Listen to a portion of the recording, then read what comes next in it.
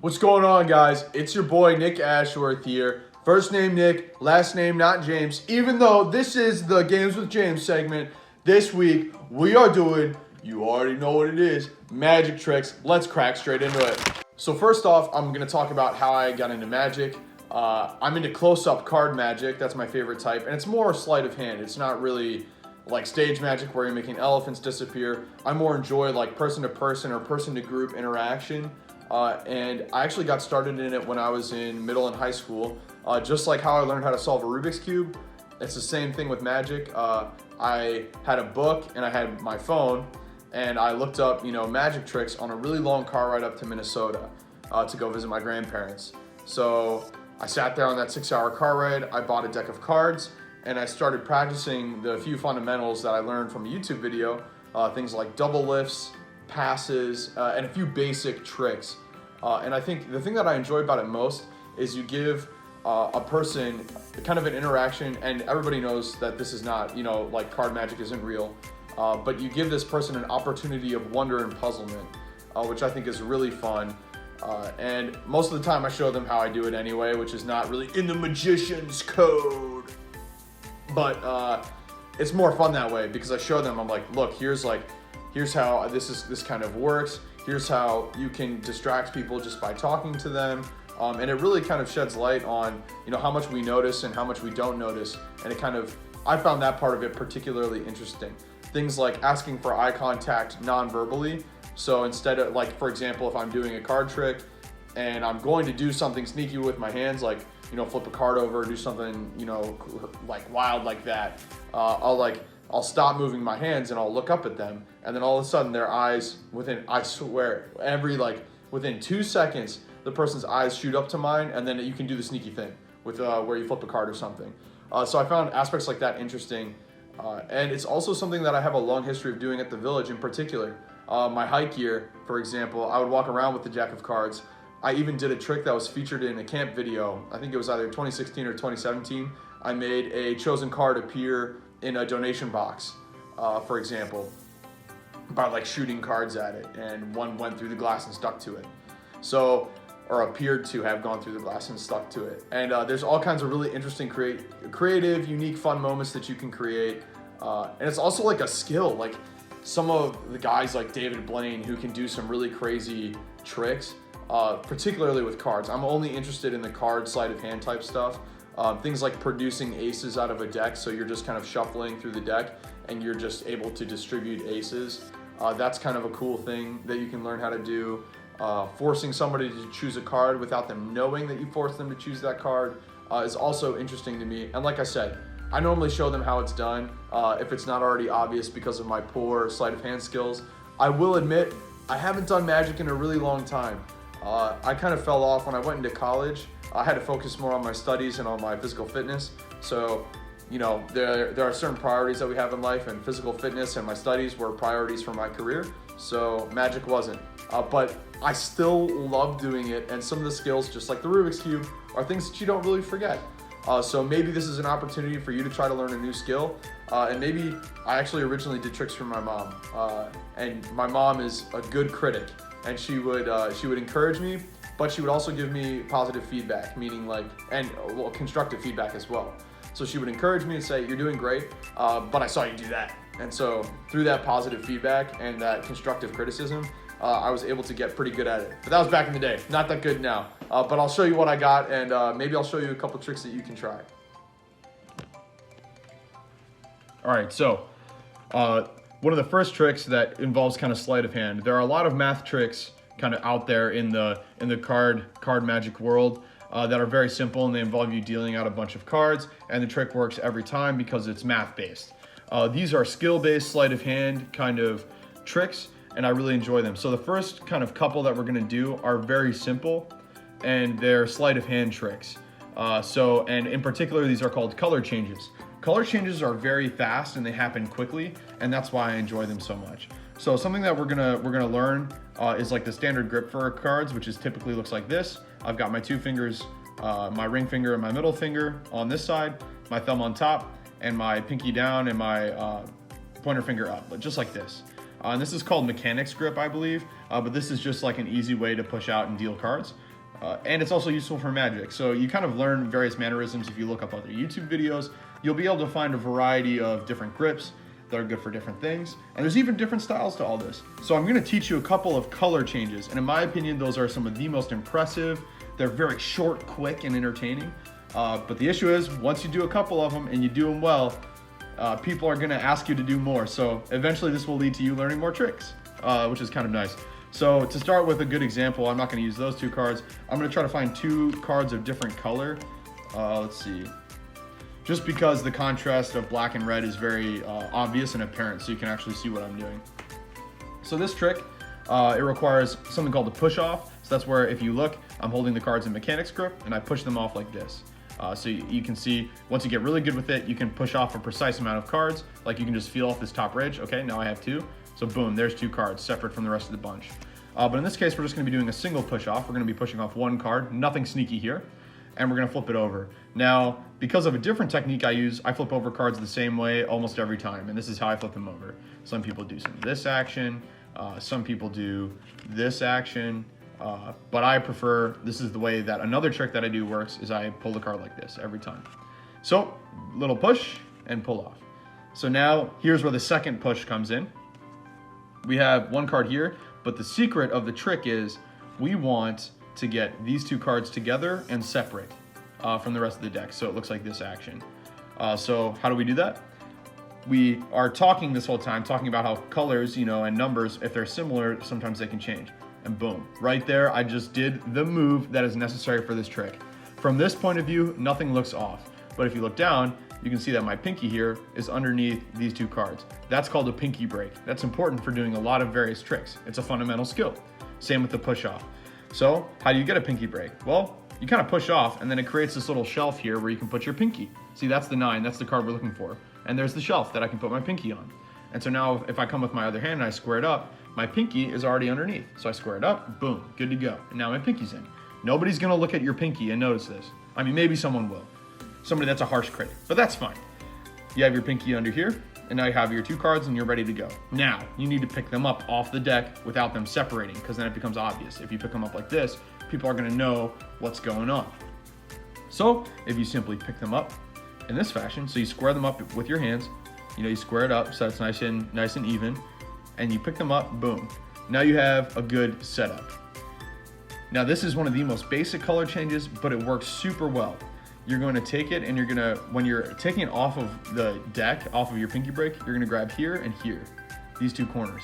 One with your pointer finger, one with your middle finger, just like that. And it has to be middle finger because you're gonna use your pointer finger for the trick. So here you have, I like to give the cards a slight little bend like that. Not too much, but just a little bit. And you don't wanna turn over and show that this is what you're doing. So you're gonna slowly shake the card like this, and that's gonna give some hidden movement. And this all seems really obvious on video, but when you do it to a live human audience, it's actually a lot different. As you start to shake, you can get faster, and I normally do 1 big jut outwards, and that's when I do the move. And the move, you ready for it, guys? It's like this.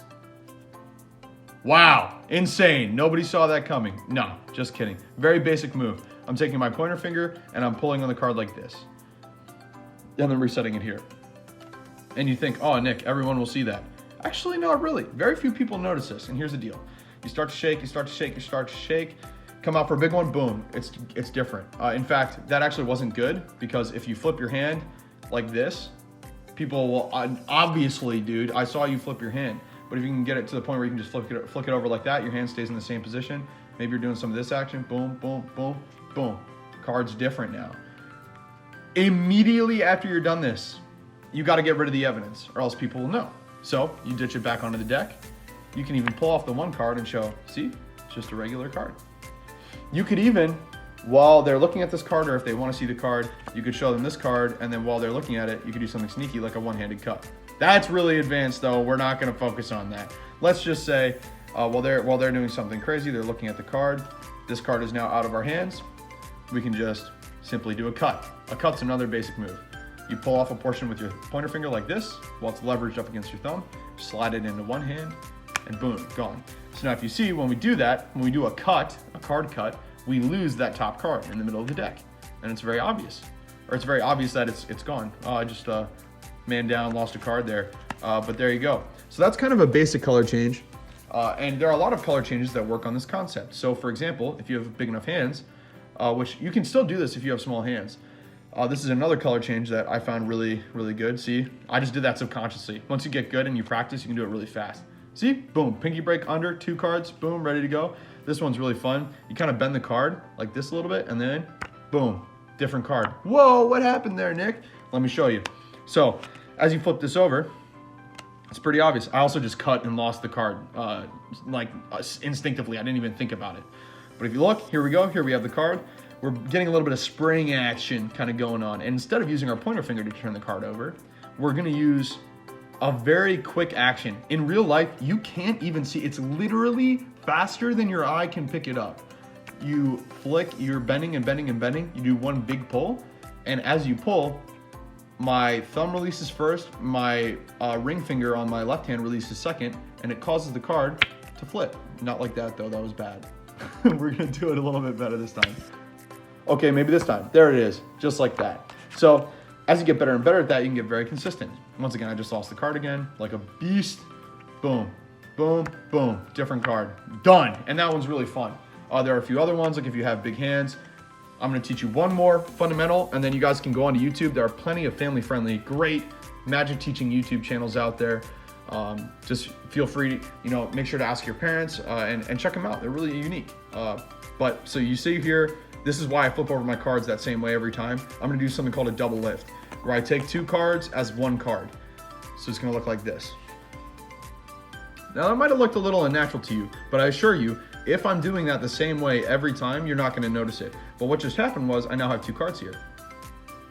So instead of flipping over 1 card, like it appears I've done, I've taken 1 card. See, there's 1 card. Now watch, here comes 2. 2.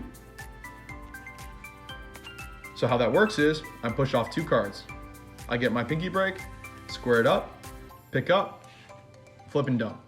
Now I used to do it a different way. I used to do a double lift this way, but that's so unnatural. But the bend makes it seem a little unique. But then, once I come back, it's boom. But that always looks a little kind of weird. And I really like how natural this feels because I'm literally just flipping it over. It's so innocent. It looks like I'm just flipping it over, but really I've got 2 cards there. You can do this with 2 cards, you can do this with 3, you could even do this with 4. There's one trick I do where you do 4 cards in a lift like that. But this allows you, so right now we have the Jack of Spades. If you watch, I can flip it over, snap, give the card a swipe through the credit card machine, and boom, it comes out as the Queen of Clubs. You can do a color change like that. And then obviously you gotta get rid of the evidence. Whoop, gone. Nobody knows what happened to it. But you could do even a palm trick. If you got big hands like me, you could do what's called a palm change. I think that's what it's called. You flip the card over. Oh, here we go. Here's a 3 of spades, right? And this one seems kind of obvious, right? What? How did that work? Oh, it's because I had 2 cards. Here we go. Sneak my card off. I slide it slightly forward so I can grab the back card with the back of my palm. Boom. Now I have this card, it's ready, locked and ready to go, but I don't show that. I'm hiding it. Boom. Done. That change is really cool too, but it looks kind of weird. You're kind of doing some weird sliding action. People will kind of look at that and be like, oh, I think something's going on there. So those are some basic color changes that I find very fun.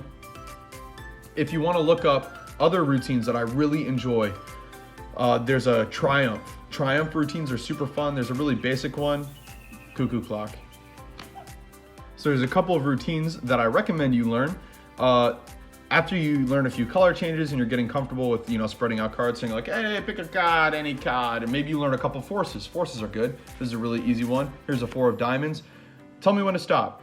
Stop. Right there, that's where we're gonna stop. Boom, there you go. Oh, what's that? It's a 4 of diamonds. Wait, how did it end up there? Very simple. Well, I memorized the top card. Boom, 5 of clubs, right? We're scrolling through. Oh, you tell me to stop. I'm pulling with my back fingers here on the top card, the 5.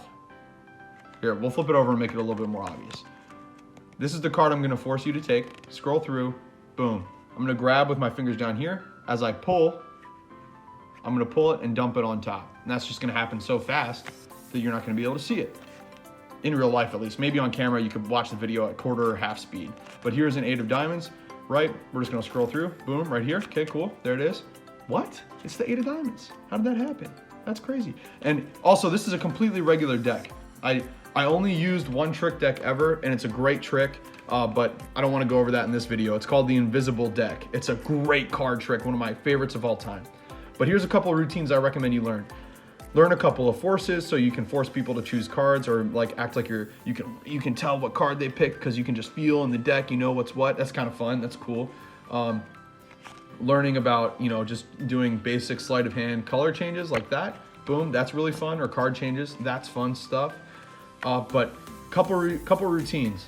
The Triumph routine. I'll give you an example of that. We'll run through that right now, actually. So I can scroll through the cards, go ahead and pick one. Okay, boom, you picked this card, for example. Okay, so you're gonna pick the 2 of diamonds. All right, I'm just gonna put that in the middle of the deck somewhere. Typically, I would have them memorize it, and I wouldn't know what it was, obviously, but I'm by myself, so you know, we gotta make do. So I'm just gonna do a couple of decks, a couple of cuts, and we're just gonna, you know, kind of focus. This is a really advanced cut, actually. It's called the Sybil cut, or it's a variation of the Sybil cut. It's kind of like a weird way to mix up a deck. We're gonna do an English overhand shuffle. It looks like this. Okay, and that one's kind of unique. I can even do that a few more times. You know, we can do a couple more even. I hope it dropped a card. Put that up here. But we'll just do that a couple more times, right? Sorry, I'm looking through the viewfinder. It's kind of hard to do sleight of hand while you're slightly delayed. But so we'll do a couple of those, right? Now we'll do what's called a slop shuffle, or a magician shuffle. And so basically what I'm gonna do is I'm gonna try to make a mess out of the entire deck. So I'm just gonna take the entire deck and I'm gonna mix it up. I'm gonna take some cards and put them face up, some cards and put them face down. And so what we're gonna end up with is just a bunch of randomized cards. Like, you ever played 52 card pickup? You ever sprayed cards everywhere and had to pick them up and make sure they were all facing the right way? I'm gonna do that with this deck. And it's gonna create like this unique mess. It's gonna be really hard to undo. So I'll actually show you kind of what we have. We have face to back cards. So we have face and we have a back. We have, sure, back to face cards. Back to face, those are cool. And then if I can find one in here, there's one more type of mix up that we can have. Here it is. We can have back to back cards. These in my opinion are my favorite because they're back to back.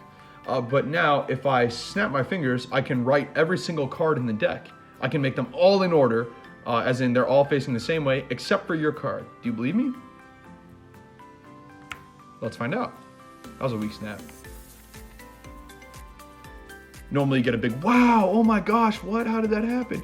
Oh, there's one card here. What's that doing? Boom, 2 of diamonds. That's called a Triumph routine. There are multiple ways to do that. It is so fun. I love doing that trick. But there's one trick that beats all of them. One trick that almost every card magician has their own version of. And that is called the ambitious card routine. Me and my friend Jake Murray would do this trick all the time when we were CITs, when we were well, he wasn't a counselor. I miss Jake. But when I was a counselor, I would do this trick. When I was a camper, I would do this trick. And it's a routine, and I'm not gonna do mine for you, but it's a routine where you make the person select a card. They can even sign the card, so it's totally unique, and it's theirs. There's no other card like it in the universe. But you can make them sign it, and what it's a system of, it's probably like 8 to 12 tricks individually that you stack together. And you just keep on making their card just somehow keep jumping to the top. And it's their signed card. There's no duplicate. There's nothing else like it in the deck. It is all sleight of hand. At the end, if you're really good, I had an ending where, okay, so like you could bend a card and it would snap and pop up. That was a fun one. But one time I think it was for the AV Magic Show, I did one where I punted the deck. I kicked it super hard. And then in the bottom of my shoe was the person's folded up signed card. And that trick is so much fun. There's so many different variations to it. And I'm telling you, it's one of the most fun routines you can perform for people. And then of course I show people how to do it most of the time.